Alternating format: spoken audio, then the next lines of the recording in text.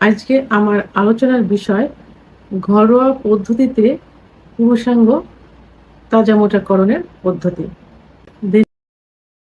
দেশের এবং প্রবাসের ভাই বোনদের প্রতি সালাম।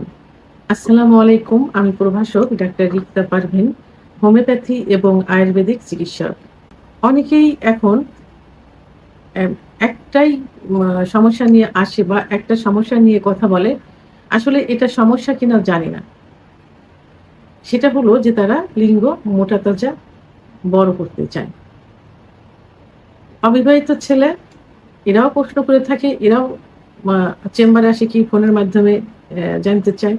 আবার মধ্যবয়সী একটু বয়স্ক যাদের বয়স হয়ে গেছে এরাও কিন্তু একই কথা বলে থাকে যে তারা লিঙ্গ আরেকটু বড় করতে চায়।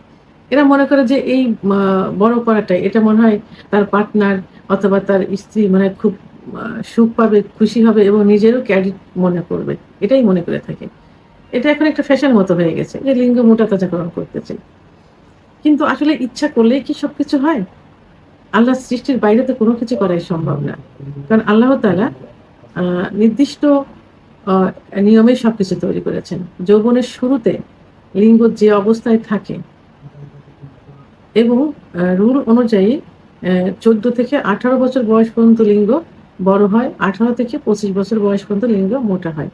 এর মধ্যে লিঙ্গ কিভাবে কোন খাবার ন্যাচারাল খাবারগুলো খাইলে এটা ডেভেলপ হবে, সেই খাবারগুলো খেতে হবে। এই সময় তো ওষুধের কোনো প্রয়োজন নেই। তখন কি করতে হবে? ন্যাচারাল কিছু খাবার, সে খাবারগুলো খাইতে হবে এবং আম আ এটা নষ্ট হয়ে যায় এই জাতীয় কোনো কিছু করা যাবে না। যেমন হস্তমৈথুন ইসলামের দৃষ্টিতে সম্পূর্ণ নিষিদ্ধ। হস্তমৈথুন করা যাবে না। যদি কেউ করে থাকে মাসে ১ বার ২ বার সেটা করতে পারে। তার নিয়ম আছে যে সেখানে প্রেশার ক্রিয়েট করে করা যাবে না এবং এটা নেশায় পরিণত করা যাবে না। এইগুলো থেকে দূরে থাকতে হবে। বিছানায় ঘর্ষণ দিয়ে বীর্যপাত করা থেকে দূরে থাকতে হবে। কারণ বিছানায় ঘর্ষণ দিলে লিঙ্গের গোড়া সবথেকে বেশি ক্ষতিগ্রস্ত হয়।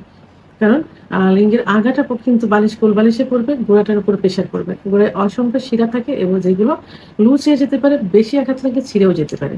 এটা করা যাবে না। সমকামিতা করা যাবে না। এটা কিন্তু আল্লাহর নিয়মের বাইরে। কারণ আল্লাহ তাআলা নির্দিষ্টভাবে সৃষ্টি করেছেন পুরুষের পুরুষাঙ্গ, মহিলাদের যৌনাঙ্গ এবং একত্রিত হয়ে যৌন মিলন। তার মাধ্যমে বংশ বিস্তার। সে তো রুলের বাইরে যাওয়া যাবে না।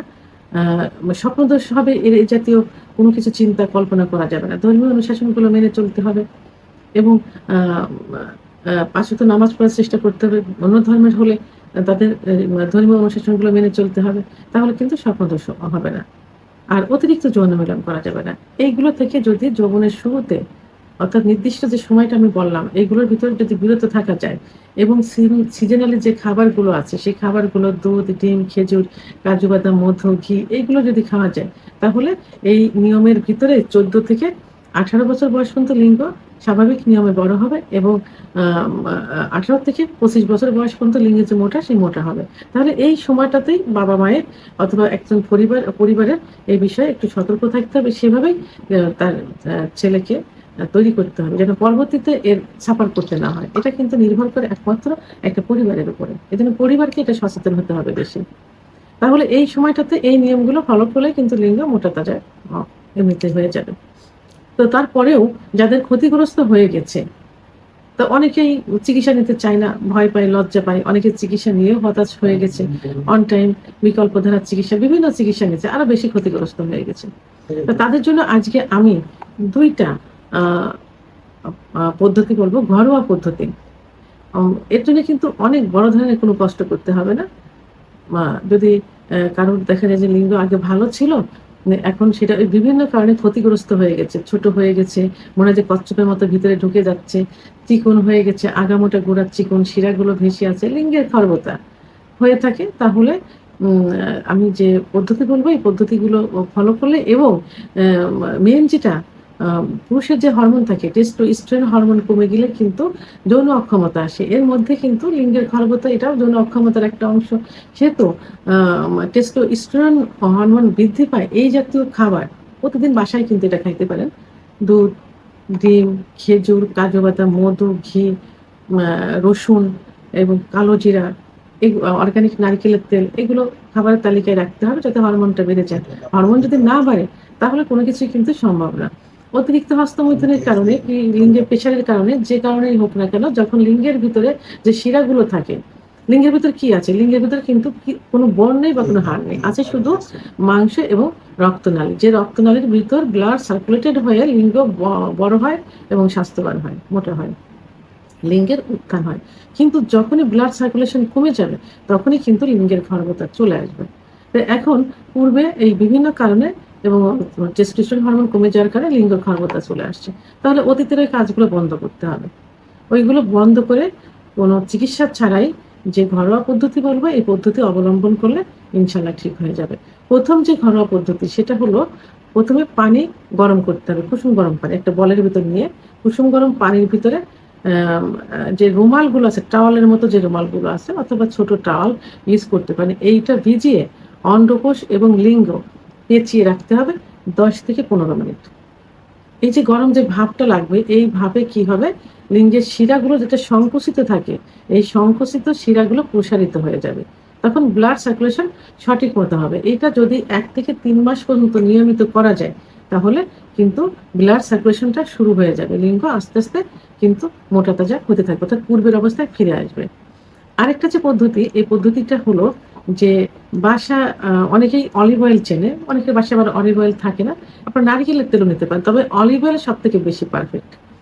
এই অলিভ অয়েলের ভিতরে আপনার vitamin A cap, vitamin E cap যেগুলো পাওয়া যায়, তো ভিটামিন ই, এগুলো যে শুধুমাত্র অ্যালোপ্যাথিকে হবে এমন না, আয়ুর্বেদিকেও কিন্তু ভিটামিন ই এখন বের হয়েছে। সেহেতু 400 mg, 400 mg পরে, আর যারা 200 mg ব্যবহার করবে তারা 2টা। তো এই নারিকেল তেল, যদি অলিভ অয়েল নাই পাওয়া যায় নারিকেল তেল ব্যবহার করতে পারেন, তবে অলিভ অয়েল তেল ব্যবহার করার চেষ্টা করবেন। এই অলিভ অয়েল তেলের ভিতর ভিটামিন ই 400 mg মিক্সড করে সকালে এবং রাত্রে অন্ডকোষ সহ লিঙ্গে আলতোভাবে ম্যাসেজ করতে পারেন 5 মিনিট সময় নিয়ে। অবশ্যই বীর্যপাত যেন না হয়, এমনভাবে ম্যাসেজ করবেন যেন কোনো প্রেশার যেন না পড়ে। এভাবে সকালে এবং রাত্রে ঘুমের আগে আপনারা এটা করতে পারেন। তাহলে দেখবেন ইনশাল্লাহ 3 মাসের ভিতর আপনার লিঙ্গের অনেক পরিবর্তন চলে আসবে। তো এই বিষয়ে টেনশন করা যাবে না, দুশ্চিন্তা করা যাবে না।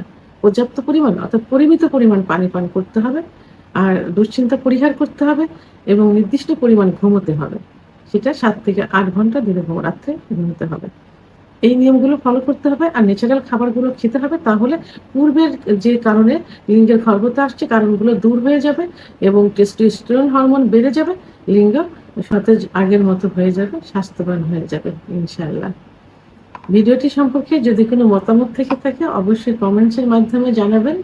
আর ভিডিওটি ভালো লাগলে লাইক, কমেন্ট, সাবস্ক্রাইব করে আমার সঙ্গে থাকুন। আল্লাহ হাফেজ।